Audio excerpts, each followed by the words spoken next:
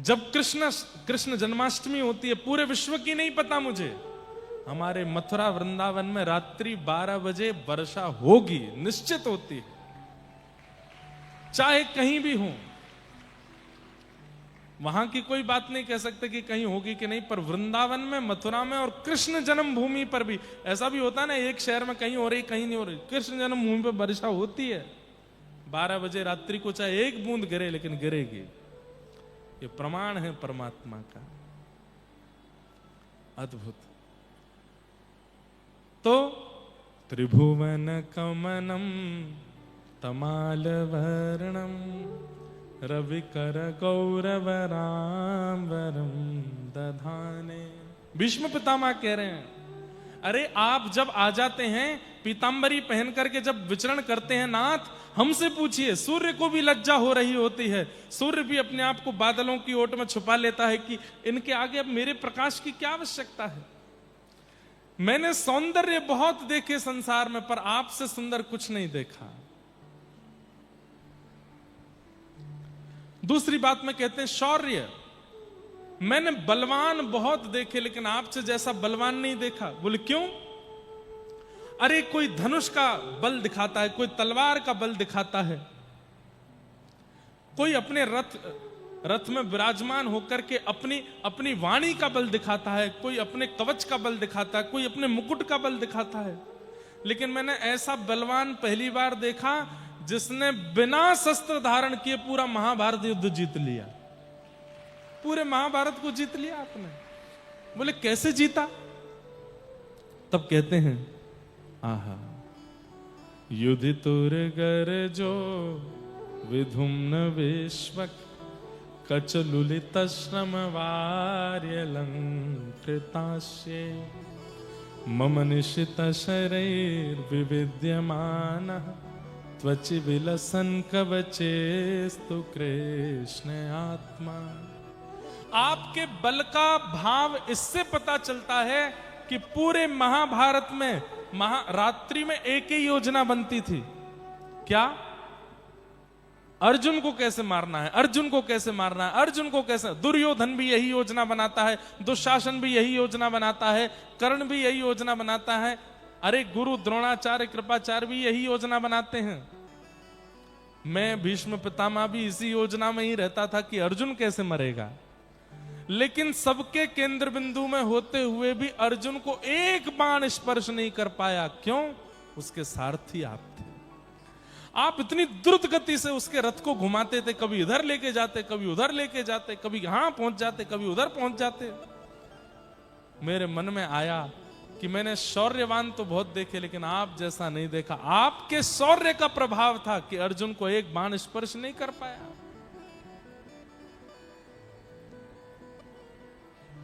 एक बार अर्जुन फंसने वाला भी था। कैसे? 10 दिन जब हो गए महाभारत युद्ध को, सब लोग ध्यान से सुनो, इधर देखो, यहां देखो, यहां देखो, यहां देखो। ऐसे दर्शन तो मंदिर में भी नहीं होंगे आपको, वहां से तुरंत भगा दिए जाओगे। लेकिन यहां तो देखो, महाप्रभु जगन्नाथ जी बिल्कुल पीछे बैठ के कथा सुन रहे हैं, आप सामने बैठे हो, अपलक नेत्रों से जैसे वो आपको देख रहे हैं, आप भी उन्हीं को ही देखो। कल और पंखे बढ़वा दिए जाएंगे, ठीक है, गर्मी नहीं लगेगी आपको, और कूलर लगवा देंगे। लेकिन अभी कथा सुनो। महाभारत युद्ध को जब 10 दिन हो गए और कौरवों की सेना घटने लगी, तब दुर्योधन भीष्म पितामह से कहता है, खाते हमारा अन्न है, भला चाहते उनका है, पांडवों का। भीष्म पितामह बोले, ए क्या बोलते हो? बोले सही तो बोल रहा हूं, इतने बड़े बड़े योद्धा हमारे पास हैं, लेकिन फिर भी हमारी सेना घट रही है, और वे पांडव हमारे सामने जरा सी उनकी सेना, और वे जीतते जा रहे हैं। 10 दिन निकल गए हमारे युद्ध को, अभी तक कोई कुछ बड़ी उपलब्धि हासिल नहीं कर पाए। हम क्या कर रहे हैं आप बैठ करके? भीष्म पितामह बोले, तू हमको ललकारता है? सुन। बोले क्या? आज रात्रि को अपनी पत्नी को भेजना, जैसे ही मैं संध्या करके अपनी पूजा पाठ करके उठूंगा, तेरी पत्नी आकर के मुझको प्रणाम कर ले, उसको अपने संपूर्ण जीवन के तपस्या का फल दे दूंगा, अखंड सौभाग्यवती भव। नहीं मरेगा तू, बड़ी बड़ी बातें मत कर मेरे सामने, मरने का बहुत डर है ना तुझको, नहीं मरेगा, भेज देना अपनी पत्नी को रात में। दुर्योधन बोला मैं बस यही चाह रहा था, आप थोड़े हल्के हल्के लग रहे थे, अब आप थोड़े उत्तेजित हुए, बस ऐसे ही रहिए, आप हल्के मत पड़ो। और पत्नी, आज रात को मेरी पत्नी भानुमति आएगी आपसे आशीर्वाद लेने, आप अच्छे से आशीर्वाद दे देना, अखंड सौभाग्यवती भव, ताकि मैं मरूं ना। भीष्म पितामह बोले भेज देना। बात हुई दुर्योधन और भीष्म पितामह के बीच में, लेकिन सुन ली दूर खड़े हुए हमारे द्वारिकाधीश ने। भगवान बोले अच्छा, ये भानुमति को अखंड सौभाग्यवती का अगर आशीर्वाद मिल गया तो मैं चाहे कितना भी सारथी बना रहूं, कितना भी पांडवों का पक्षधर बना रहूं, नहीं जिता पाऊंगा पांडवों को, क्योंकि भीष्म पितामह हैं ये बाल ब्रह्मचारी। क्या करूं? योजना बनाई, बोले कैसे भी भानुमति को द्रौपदी में परिवर्तित करना है, ये आशीर्वाद तो द्रौपदी को मिलना चाहिए। वो तो ठाकुर जी हैं। भानुमति भीष्म पितामह के पास पहुंचे उससे पहले ठाकुर जी द्रौपदी के पास पहुंच गए, और द्रौपदी के पास पहुंच करके सो रही थी, उसको उठाया, बोले सुन लंबा घूंघट कर ले। घूंघट कर लिया, बोले कहां? चल मेरे साथ। द्रौपदी चल रही है तो बार बार कभी लड़खड़ा रही है, कभी गिर रही है। भगवान बोले क्या हो गया, क्यों नहीं चल पा रही? अरे माधव देखो ना, मेरी जूतियां हैं, इनसे मैं चल नहीं पा रही। तो कितना सुंदर दृश्य है कि ठाकुर जी द्रौपदी को रोकते हैं, उसकी दोनों जूतियां उतार देते हैं, और उतार करके एक जूती को यहां फंसाते हैं, एक को इधर फंसाते हैं। बोले चल मेरे साथ। ठाकुर जी लेकर के जा रहे हैं द्रौपदी को। द्रौपदी कहती है नाथ कहां जा कहां रहे हैं हम इतनी रात को? बोलो भीष्म पितामह से आशीर्वाद दिलाना है तुझे। भानुमति पहुंचे उससे पहले तुझे जाकर के आशीर्वाद लेना है। और सुन, अब ज्यादा बात मत कर, मेरे को एक एक क्षण की बड़ी चिंता हो रही है, तू जल्दी चल मेरे साथ। और दौड़ करके भगवान लेके जा रहे हैं और उसको समझा रहे हैं, सुन भीतर जाना, बोलना नहीं, घूंघट कर लेना, मुख दिखाना नहीं। करना क्या है? भीष्म पितामह के सामने बैठ जाना, वो अपने आप अपनी पूजा पूरी करके हाथ में जल लेंगे, तेरे सिर पर जल डाल के तुझे आशीर्वाद देंगे, आशीर्वाद लेके तुरंत बाहर आना, चुपचाप।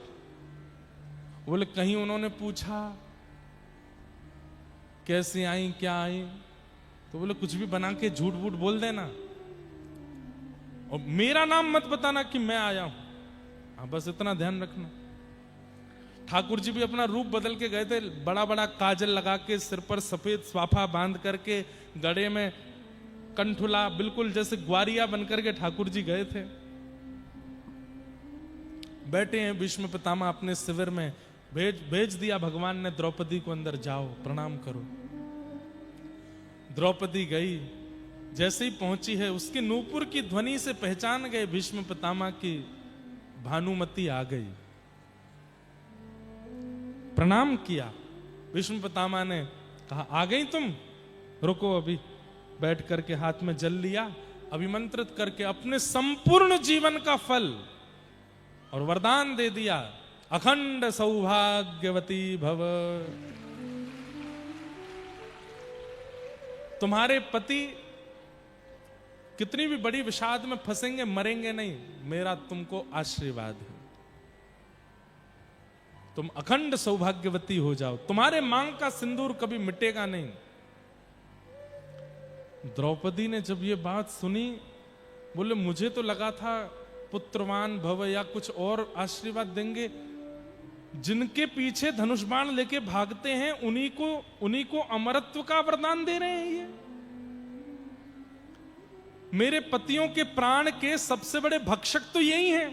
ये हेलीकॉप्टर ने एक देर विराजमान कर लो, जब कोई कीर्तन भजन आवे तब उड़ा लेना इसको। वो जिनको समाचार देना चाहिए वो नहीं दे पाएंगे, मैं बता रहा हूं। हाँ, कर दो, ध्यान से सुनो क्या बता रहा था मैं।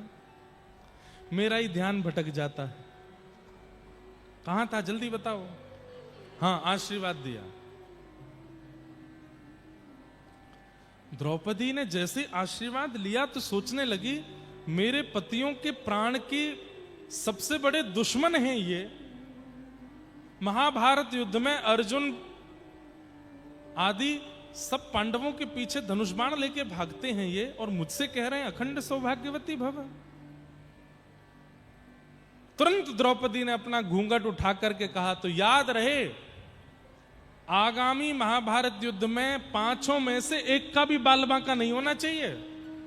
अखंड सौभाग्यवती का आपने आशीर्वाद दिया है। भीष्म पितामह तो 4 कदम पीछे हट गए। द्रौपदी, मैंने तो भानुमति को बुलाया था, तू कहां से आ गई? द्रौपदी बोली, अच्छा भानुमति आपकी पुत्रवधू है, मैं भी तो आपकी पुत्रवधू हूं, और यदि मैंने आशीर्वाद ले लिया तो इसमें गलती क्या है? भीष्म पितामह के नेत्र सजल हो गए। बोले, होई सोई जो राम रची राखा, वही होगा जो ठाकुर जी चाहेंगे। मुझे लग ही रहा था कि पांडव ही जीतेंगे, लेकिन भीष्म पितामह ने तुरंत अपने आंखों का रंग बदला, चेहरे का ढंग बदला, और थोड़ी गंभीर आवाज में बोले, रे द्रौपदी, तुझे कैसे पता कि मैं भानुमति को आशीर्वाद देने वाला था? और इतनी रात को हमारी घर की बहू आवारा घूम रही है? सही से बता, अकेली आई है कि कोई लेके आया है तुझको? जैसे ये बात कही तो चोर पकड़ा जाता है तो लड़खड़ा तो जाता ही है। द्रौपदी बोली, नहीं नहीं, आई तो अकेली हूं मैं, कोई नहीं आया, और आया तो है एक, लेकिन वैसे कोई नहीं आया। एक आया भी है, लेकिन वैसे कोई ऐसी बात क्या बोलती है, आया है नहीं आया, आया नहीं है, जल्दी बता। गोपाल भैया आया है। बोल, कौन गोपाल भैया?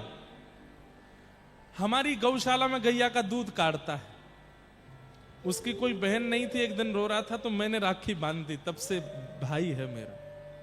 भीष्म पितामह बोले, अच्छा चल दिखाइयो तो मेरे, मैं भी देखूं कैसा गोपाल भैया तेरा। आप क्या करेंगे? आप इतने बड़े योद्धा हैं, इतने बड़े महाराज, वो ग्वारिया से मिलने जाओगे, आप यहीं बैठो। नहीं नहीं, मैं देख के तो आऊं। सिंह के पास लाने की सामर्थ्य कोई योद्धा रख सकता है, ये कोई कौन गोपाल भैया तेरा, देखूं तो। बाहर आकर के भीष्म पितामह ने गर्जना करके कहा, गोपाल भैया। ठाकुर जी दूर जूतियां दबाए बैठे थे, प्रतीक्षा कर रहे हैं द्रौपदी आ रही होगी। जैसे ही गोपाल भैया की गर्जना सुने, ठाकुर जी तो वहीं एक बार तो लुढ़क गए। अब गए, मुंह बंद नहीं रहता है। ये द्रौपदी को कितना मना किया था, कुछ नहीं बोलना, भीतर जाके सब उगल आई होगी। भीष्म पितामह इतने दोबारा चिल्लाए, कहां है गोपाल भैया? ठाकुर जी, यहां हैं हम, इधर आओ। ठाकुर जी पास गए, एक लालटेन उठा करके, अंधेरी रात थी, लौ थोड़ी तेज की। भीष्म पितामह ने बोले, जरा चेहरा दिखाना अपना। चेहरा बदल के आए थे, लंबा लंबा काजल लगा के आए थे, और महाराज थोड़ा सिर पे बढ़िया पाग बड़ी वाली पहन के आए थे, और रूप थोड़ा अपना धूमिल करके आए थे। लेकिन भीष्म पितामह बोले, ये द्रौपदी, तेरा गोपाल भैया कहीं तो देखा है मैंने, जरा पाग तो हटाओ। और जैसे ही पाग हटाने लगे, ठाकुर जी ने बोला, नहीं नहीं पाग नहीं हटाते, हम पाग नहीं हटाते। बोले, हटाओ तो। हटाए तो घुंघराले केश ठाकुर जी के जैसे ही खुले, मोर पिच्छ भीतर छिपा था वो अपने आप ठाड़ा हो गया। आहा, ठाकुर जी का मधुर स्वरूप प्रकट हो गया। भीष्म पितामह के नेत्र सजल हो गए, और जैसे कोई व्यक्ति प्रेम में भर के कशैली वाणी बोलता है, वैसे बोलने लगे। छलिया, कपटी, ये क्या करते हो तुम? भीष्म पितामह चाहते तो ठाकुर जी को ही हैं, लेकिन पक्ष में तो कौरवों के हैं ना। पूरा पासा पलट दिया। वारे कन्हैया, मान गए तुझको, तैने भानुमति को द्रौपदी में परिवर्तित कर दिया और अखंड सौभाग्यवती का आशीर्वाद दिला दिया। तुझे कैसे पता चला कि मैं भानुमति को आशीर्वाद देने वाला हूं? ठाकुर जी बोले, हम जय जय हैं, हमें सब पतो रे। कोई माने ना है, बात अलग है। भीष्म पितामह ने कहा, द्रौपदी मैंने तुझे आशीर्वाद दिया अखंड सौभाग्यवती भव, लेकिन मैं जिम्मेवारी देता हूं इसको, पांचों में से एक का भी बाल बांका नहीं होना चाहिए, ये जिम्मेवारी है इनकी। अगर किसी को खरोंच भी आती है तो तुम मुझसे नहीं कहोगी, इनसे जाके पूछना, क्योंकि जिम्मेवारी मैं इनको देता हूं। और रही बात तुम्हारी द्वारिकाधीश, कल से महाभारत का मुख्य योद्धा मैं बन के आऊंगा, देखता हूं कैसे बचाते हो तुम। ठाकुर जी द्रौपदी की ओर देखें, फंसवा दिया। बोला मैं क्या करती? उन्होंने, अरे अब देखो, जीतना तो पांडवों को ही है, लेकिन ये भीष्म पितामह हैं, बड़े चतुर हैं। बोले क्या हो गया? उन्होंने कुछ कहा तो है नहीं, बस तुमको जिम्मेवारी तो दी है, इसमें क्या है, जिम्मेवारी संभालने। अरे तुम जानती नहीं हो, इनको पता है कि मैं शस्त्र नहीं उठाऊंगा, ये मैंने प्रतिज्ञा ली है। अब ये ऐसी ऐसी योजना है, अब महाभारत युद्ध जीतने हारने का विषय नहीं है, अब महाभारत युद्ध इसके ऊपर चलेगा कि कृष्ण शस्त्र उठावे अर्जुन को बचाने के लिए।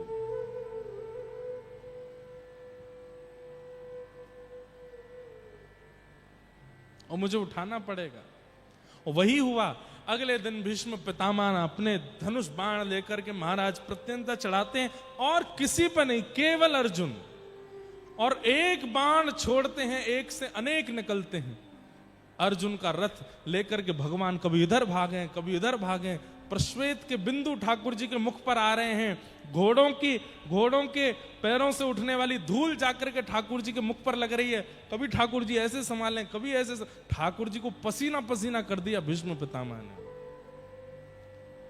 भगवान के पितामह ने एक सांस ले लो। बोले नहीं, आज नहीं छोड़ूंगा। आप जब मेरे साथ छल कर सकते हो तो मैं आपके साथ कुछ थोड़ी लीला भी नहीं करूं। अंत में भीष्म पितामह ने एक ऐसे बाण का अनुसंधान किया कि रथ चाहे जहां भगा लिया जाए, वो बाण जिसका नाम गोत्र लेकर के छोड़ा गया उसको लगेगा ही लगेगा। जब भगवान ने मंत्र सुना, अरे ये तो वो बाण छोड़ा जा रहा है कि ये सीधे अर्जुन को ही लगेगा, चाहे मैं ब्रह्मांड भेदन करके रथ को ले जाऊं, बाण वहां भी आ जाएगा। तब भगवान ने कहा अब मुझे कुछ करना पड़ेगा। तभी सामने रथ का टूटा हुआ चक्का पड़ा था। भीष्म पितामह बाण छोड़े उससे पहले रथ का चक्का इनके ऊपर फेंक दूंगा। तुरंत ठाकुर जी अपने स्थान से उठे, पहली बार योगेश्वर कृष्ण, और कूदे हैं रथ से, दौड़े हैं। देख रहे हैं भीष्म पितामह को, दौड़ रहे हैं रथ के चक्के की ओर। 2 बार तो हाथ में केवल धूल आई है, तीसरे प्रयास में जैसे ही रथ का चक्का आया है, कोमल श्री कृष्ण, सुंदर श्री कृष्ण आज मानो जैसे नशिंग बन गए हों। आंखें लाल पड़ी हैं, ताम्र वर्ण हो गया है। और जैसे ही दौड़े हैं भीष्म पितामह की ओर, रथ का चक्का लेके रथांग पानी बन गए। पृथ्वी भूचाल होने लगा, आकाश में बादल गरजने लगे हैं। अब नूतन प्रलय हो जाएगा। भीष्म पितामह ने जैसे ही देखा रथ का चक्का लेके दौड़ते हुए आ रहे हैं ठाकुर जी मारने के लिए, चिंगाड़ रहे हैं जोर से। तुरंत भीष्म पितामह ने अपने बाण को धीमा करके नीचे रख दिया और ताली बजाने लगे। क्यों? आप कहो मैं शस्त्र बिन भूमि हरहूं सब भार। आपने प्रतिज्ञा ली थी कि आप बिना शस्त्र के महाभारत युद्ध में रहेंगे। कहां है दुर्योधन? देख ले, इन्होंने शस्त्र उठा लिया, अपनी प्रतिज्ञा तोड़ दी है। ए कृष्ण, आइंदा कभी प्रतिज्ञा लो तो याद रखना, तू हमको क्षत्रिय ना गिने। भीष्म पितामह बैठे हैं, आइंदा कोई प्रतिज्ञा लो तो देख लेना पितामह भी बैठे हैं तुम्हारी प्रतिज्ञा तोड़वाने को। क्यों उठाया? क्यों शस्त्र उठाया? महाभारत युद्ध रुक गया उसी क्षण। डार चक्र हरिहस पड़ो, दियो उत्तर ब्रजराज। ठाकुर जी ने अपना रथ का चक्का दूर फेंक दिया। हाथ झाड़ करके जोर से हंसे। डार चक्कर हरि हंस पड़ो, दियो उत्तर व्रजराज। आज तजी प्रतिज्ञा मोरी में तोरी प्रतिज्ञा काज। मैंने अपनी प्रतिज्ञा को किस लिए तोड़ा? क्योंकि तुमने पहले प्रतिज्ञा ले ली थी, वासुदेव कर चक्र न धरहि तो तुमको मुख न दिखाऊं। लाजत है मेरी गंगा जननी में शंतनु सुत न कहाऊं।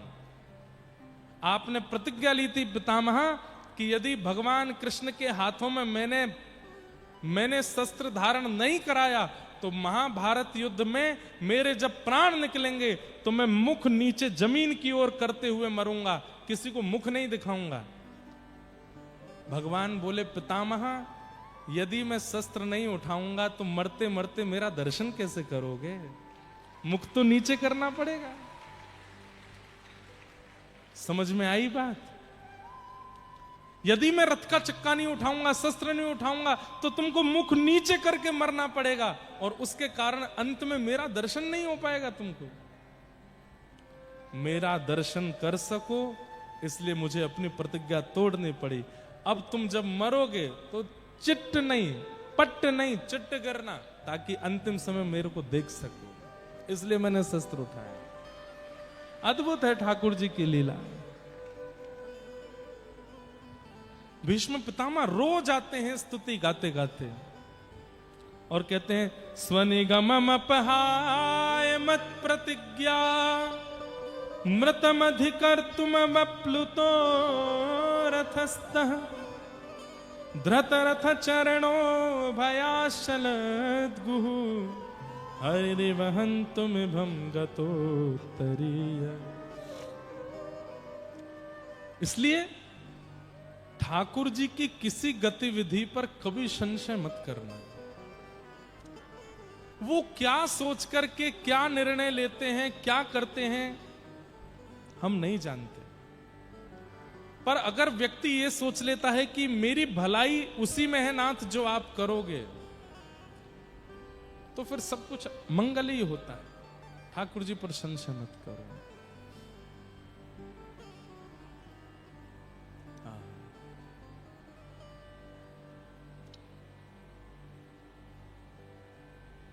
ऐसी ठाकुर जी की मधुर लीला।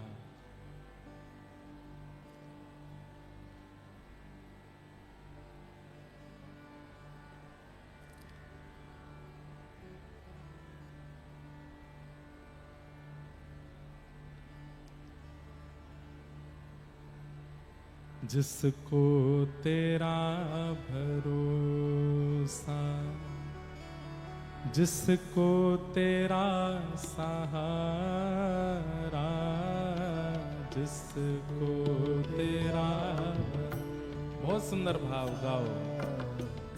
जिसको तेरा सहारा, जिसको तेरा भरोसा, जिसको तेरा सहारा, जिसको तेरा भरोसा, जिसको तेरा सब लोग गा। जिसको तेरा भरोसा, जिसको तेरा सहारा, जिसको तेरा भरोसा, जिसको तेरा सहारा। मझधार क्या करेगा, मझधार ही किनारा, मझधार क्या करेगा, मझधार ही किनारा। जिसको तेरा भरोसा, जिसको तेरा सहारा, जिसको तेरा भरोसा, जिसको तेरा सहारा।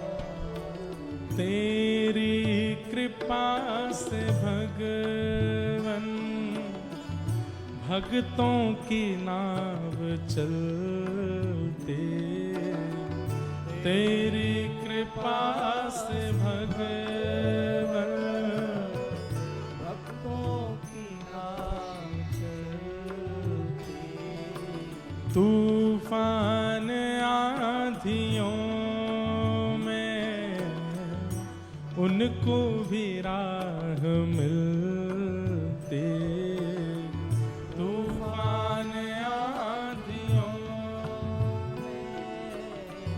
उनको भी राह मिलती।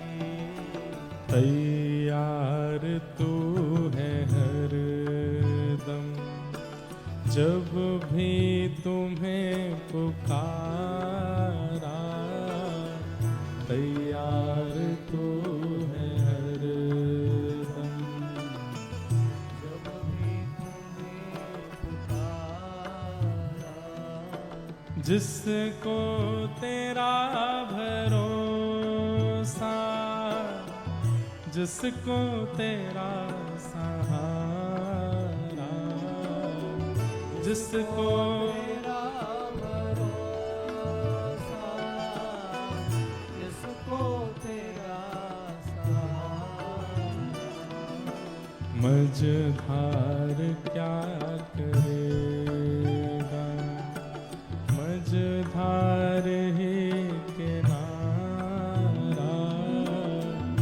मझधार क्या करेगा, मझधार ही जिसको तेरा भरोसा, जिसको तेरा सहारा, जिसको तेरा भरोसा। श्री जगन्नाथ महाप्रभु की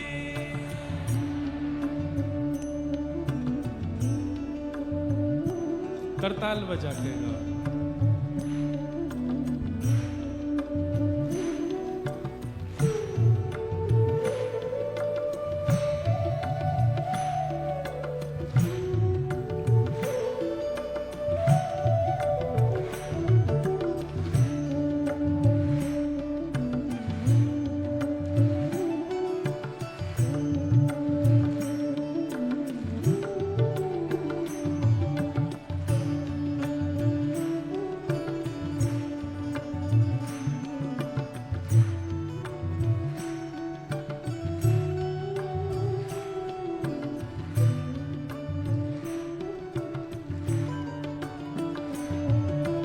जिसको तेरा भरोसा, जिसको तेरा सहारा, जिसको तेरा भरोसा, जिसको तेरा सहारा, जिसका भी हाथ पकड़े प्रभु छूटने न देते, जिसका भी हाथ पकड़े प्रभु छूटने न देते, जिसका भी हाथ पकड़े प्रभु छूटने न देते, जिसका भी हाथ प्रभु छूटने न देते। रोशन है काली रातें, पाकर तेरा सहारा, रोशन है काली रातें, पाकर तेरा, जिसको तेरा भरोसा, जिसको तेरा सहारा, जिसको तेरा भरोसा,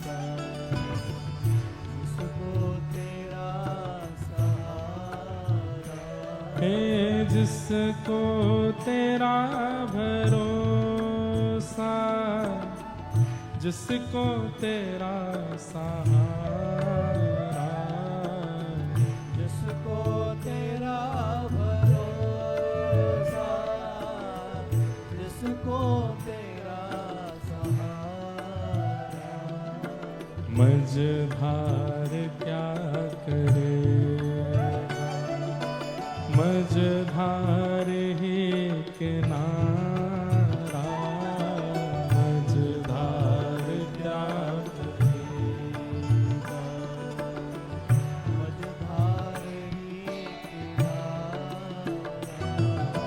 होठों पे नाम तेरा, दिल में उमंग तेरे, होठों पे नाम तेरा, दिल में उमंग तेरी। और अलमस्त सार हूँ मैं, छाई तरंग तेरे, अलमस्त सार हूँ मैं, छाई उमंग तेरी।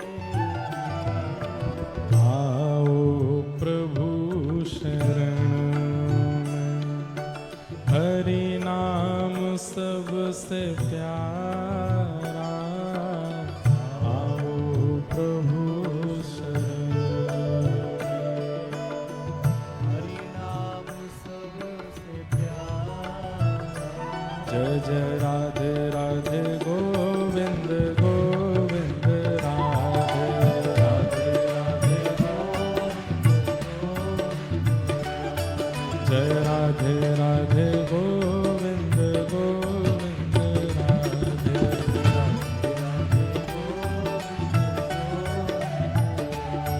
जय गोविंद राधे गोपाल राधे,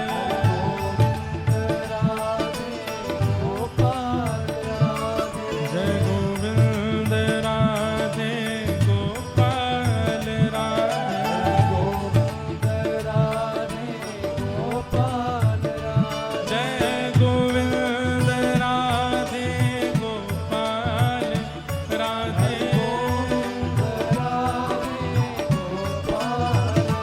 जय गोविंद राधे गोपाल राधे,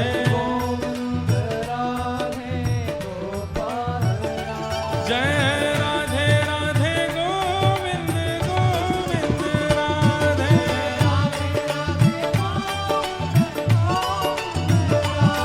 जय राधे राधे गोविंद गोविंद राधे।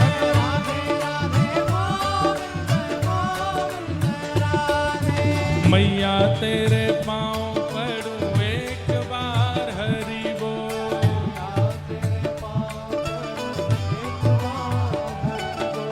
मैया तेरे पाँव पड़ूं एक बार, हरि बोल, हे हरि बोल हरि बोल, हरि हरि हरि बोल,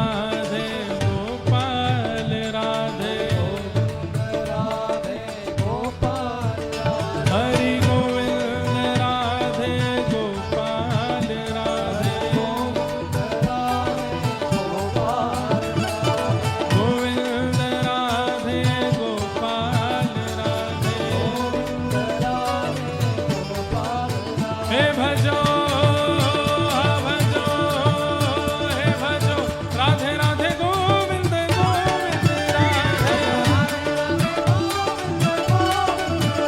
गाओ राधे राधे गोविंद गोविंद राधे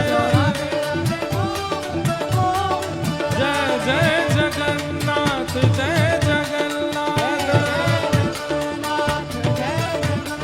जय जय जगन्नाथ जय जगन्नाथ मेरे जगन्नाथ जय जगन्नाथ मेरे प्रभु जगन्नाथ प्यारे जगन्नाथ हे भजो भजो हे गाओ राधे राधे गोविंद गोविंद राधे राधे गोविंद गोविंद राधे जय राधे राधे गोविंद गोविंद राधे कीर्तन ऐसे ही उत्साह में होना चाहिए पर जो 20% लोग बैठे हैं वो भी भुजा तो उठाओ ही बैठे भुजा उठा के हे भजो भजो हे गाओ राधे राधे गोविंद गोविंद जय राधे राधे गोविंद गोविंद राधे जय गोविंद राधे गोपाल राधे गोविंद राधे गोपाल राधे जय जय जगन्नाथ मेरे जगन्नाथ जय जय जगन्नाथ प्यारे जगन्नाथ जय जय जगन्नाथ जय जगन्नाथ जय जय जय जगन्नाथ प्यारे जगन्नाथ श्री जगन्नाथ महाप्रभु जय जय श्री राम जय जय श्री राम जय जय श्री राम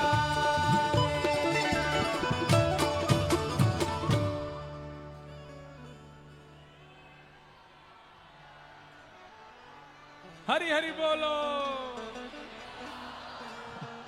विराजो विराजो जय जगन्नाथ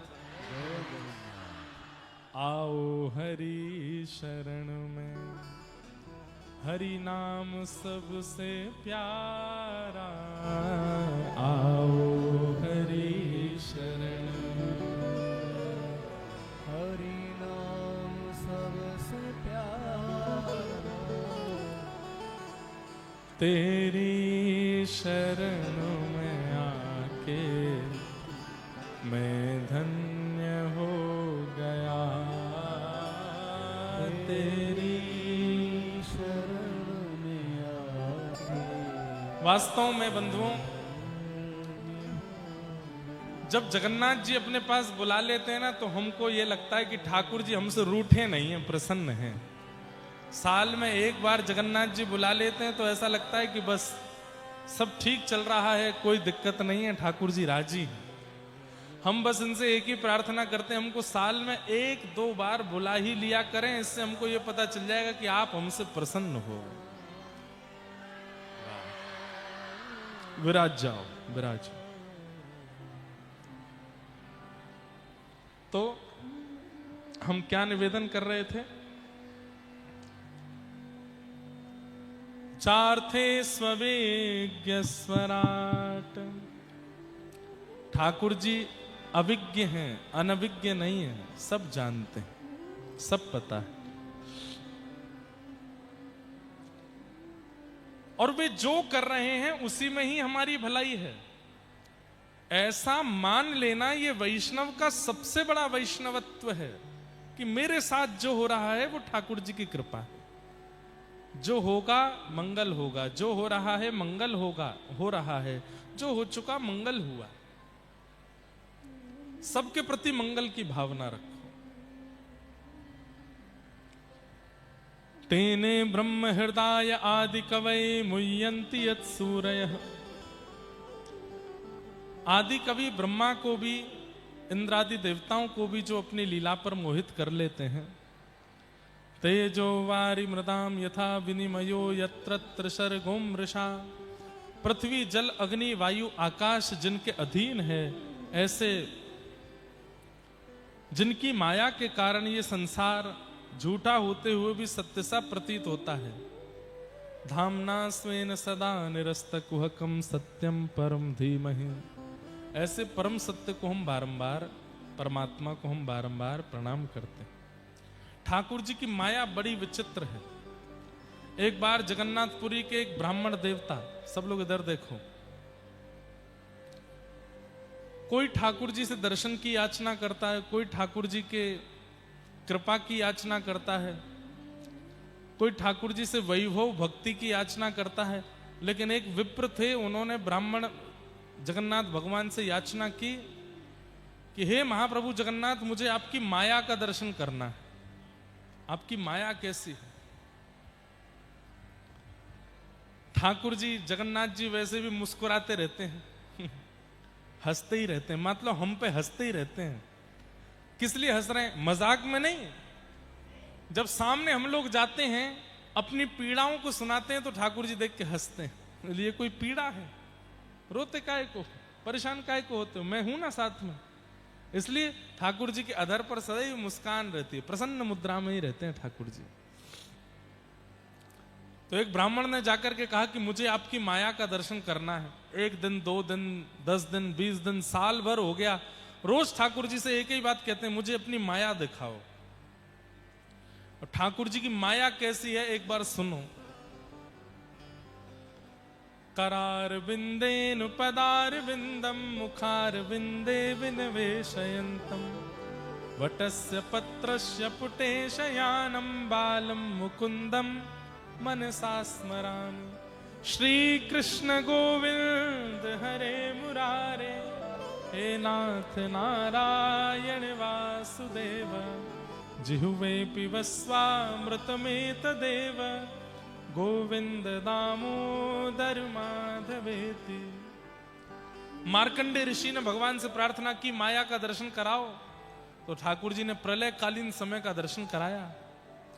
कहते हैं कि मार्कंडे ऋषि जब हवन कर रहे थे, तो समिधा हाथ में लेकर के बस छोड़ रहे हैं, इतने में ही पलक झपकी। पलक झपकते ही नूतन प्रलय हो गया। यहां से समुद्र आ गया, यहां की हिमालय की सारी जो बड़ी बड़ी चोटियां थी सब समुद्र में डूब गईं। समुद्रकालीन प्रलय, समुद्र में आप भी डूबने लगे। लेकिन अचानक से समुद्र शांत हो गया। 1000 वर्ष तक प्रलय का दर्शन करने के बाद आपने अपने आश्रम खोजा, वहां जाकर के आश्रम बनाया। आश्रम बना करके आपने वहां फिर कितने वर्षों तक तपस्या की। तपस्या करने के बाद फिर से प्रलय आया। प्रलय में मछली आपको निगल गई, मछली के बाद मगरमच्छ निकल गया, ना जाने क्या क्या देखा। इतना सब कुछ प्रलय देखने के बाद तब आपने देखा एक वटवृक्ष के पत्र पर छोटे से गोपाल जी अपने हाथों से अपने पैर का अंगूठा पी रहे हैं। और वह दर्शन करते ही आपने जैसे ही आंख खोली तो कहां पहुंच गए? समिधा अभी चढ़ा ही रहे हैं। वो इतनी देर के एक क्षण में पूरी माया का दर्शन ठाकुर जी ने मार्कंडे ऋषि को कराया। ऐसे ही जगन्नाथपुरी के एक ब्राह्मण, बड़ी रोचक कथा है, पूज्य मल्लुक पीठ वाले महाराज जी सुना रहे थे। हमको बड़ी आनंद आए सुनकर के ठाकुर जी की माया कैसी है। तो रोज ठाकुर जी से प्रार्थना करता है कि अपनी माया दिखाओ। ठाकुर जी ने बोले एक दिन आएगा हम तुमको माया दिखाएंगे। और माया कैसी दिखाई? अपने घर में किसी ग्रंथ का पठन पाठन करने के बाद में ब्राह्मण देव ने अपनी पत्नी से कहा, सुनो देवी, बढ़िया दाल मां भात बनाओ, तैयार कर लो, हम समुद्र स्नान करके आ रहे हैं, महोदधि स्नान करके आते हैं, फिर पाएंगे। पत्नी बोली ठीक है आप जाइए, हम बनाते हैं। बढ़िया दाल चावल बना रही हैं पत्नी। ब्राह्मण देवता समुद्र स्नान करने गए। समुद्र की लहर जैसे ही आई तो ब्राह्मण ने डुबकी लगाई, और डुबकी लगा के जब निकले तो कहां पहुंचे? काशी के मणिकर्णिका घाट पर। और मणिकर्णिका घाट पर जाकर के आपने देखा है ये समुद्र नदी में परिवर्तित हो गया। ये कौन से घाट हैं? ये लोग यहां पर मंजीरा पीट के कीर्तन कर रहे हैं, हरिनाम कर रहे हैं, ये क्या है? ये कौन सी जगह है?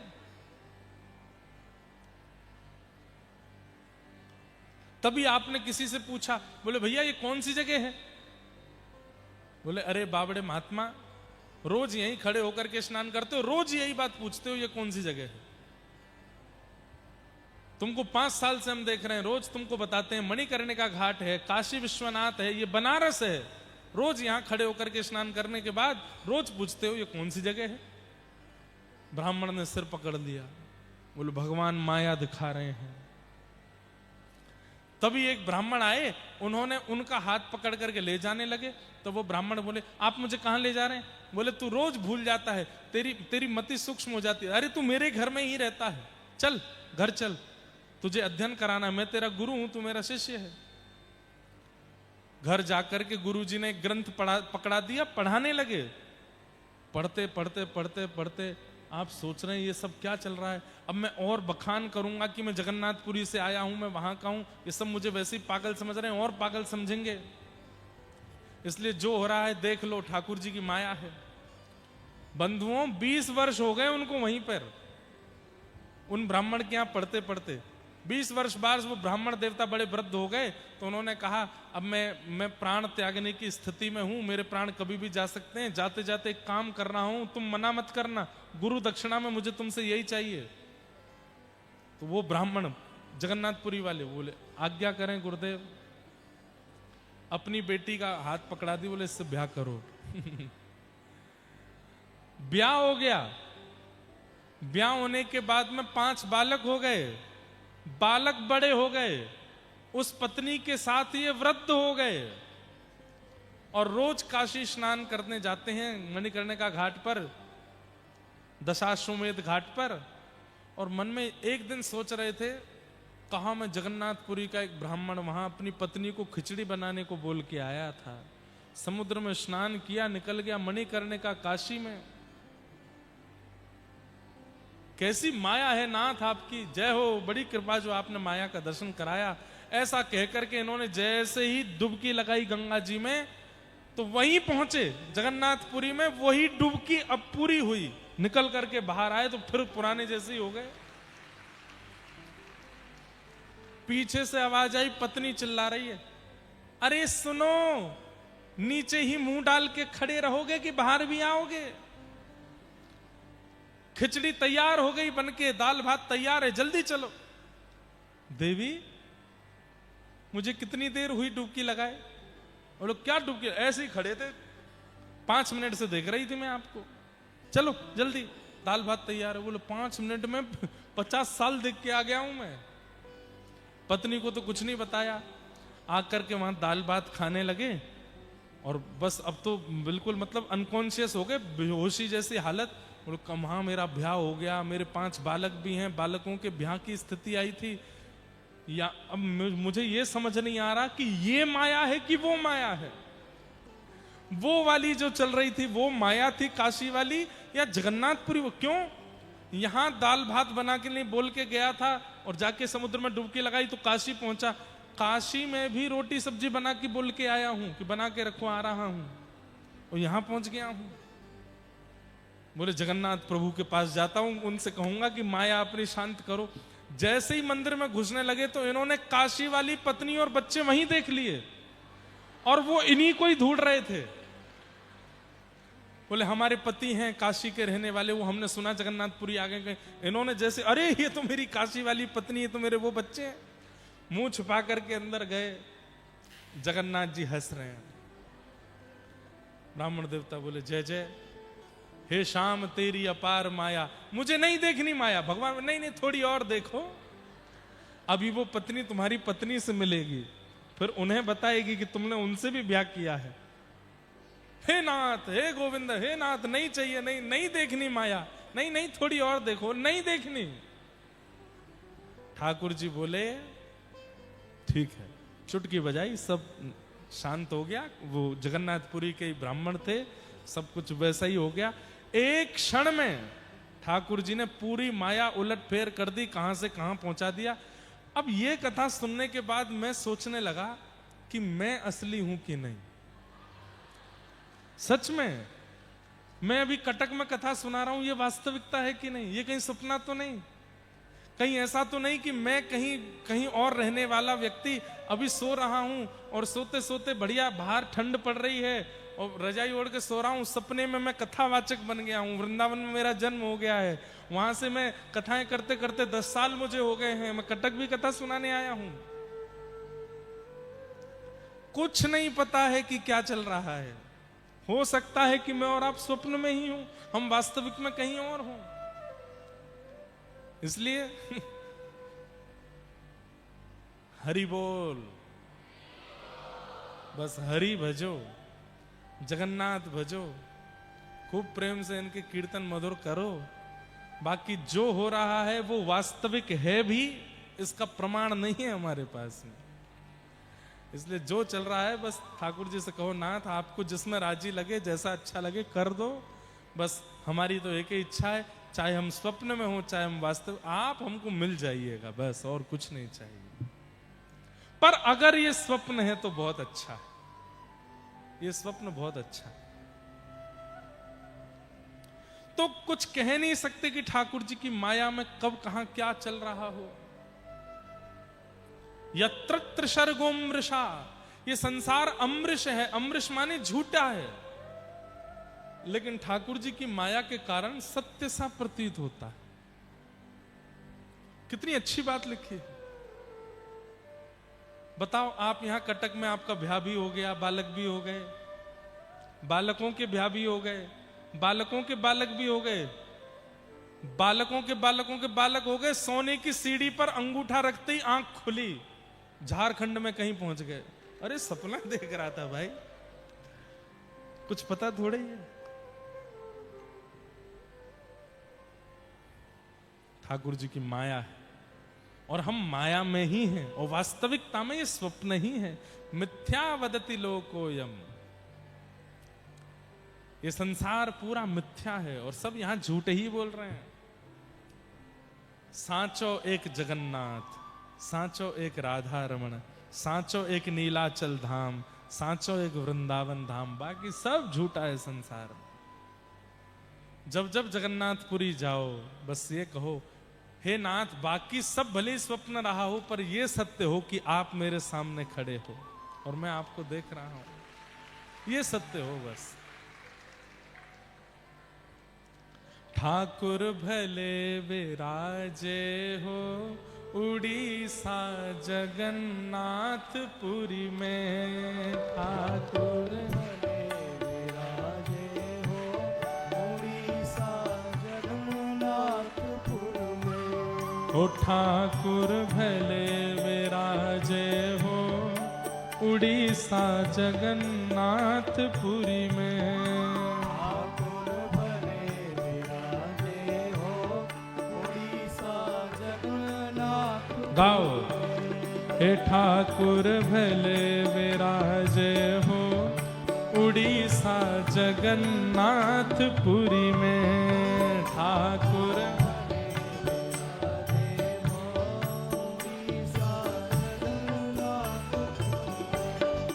हे कब से छोड़ी मथुरा नगरी, कब से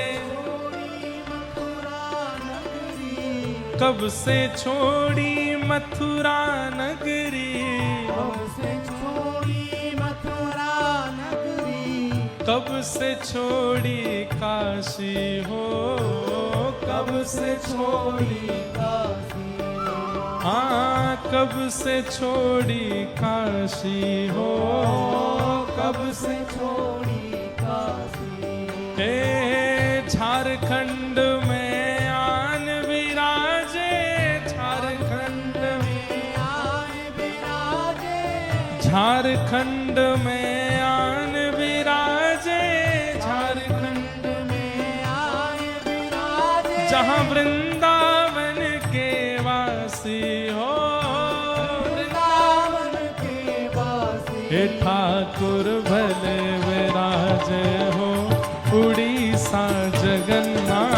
पुरी में ठाकुर भले विराजे। हे ठाकुर भले विराजे हो उड़ीसा जगन्नाथपुरी में।